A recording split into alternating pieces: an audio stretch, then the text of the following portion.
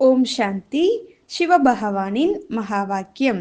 ஆடாத அசையாத குழந்தைகள் குழப்பத்தில் இருந்த போதிலும் விலகி, மேலும் தந்தையின் பிரியமான பயமிகுந்த சூழ்நிலையிலிருந்து பயமற்ற சக்தி ஸ்வரூப உலகத்தை பரிவர்த்தனை செய்யும் கவலையில்லா ராஜாக்கள்.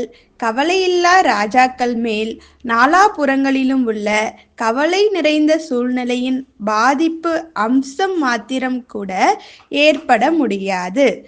கவலை மாறி நல்ல எண்ணங்களின் பாவனை சொரூபமாக ஆகிவிட்டீர்கள். பயபீதி அடைவதற்கு பதிலாக சுகத்தின் பாடலை பாடுகிறீர்கள்.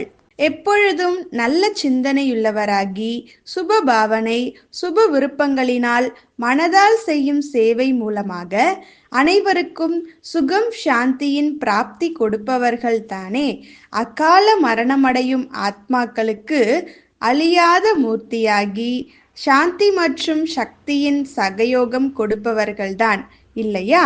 காற்றின் சமுத்திரத்தின் புயல் திடீரென்று அடிக்கிறது. அதேபோல் இந்த அக்கால மரணத்தின் புயலும் திடீரென்று மிக வேகமாக அநேகர்களை ஒன்றாக அழைத்து செல்கிறது.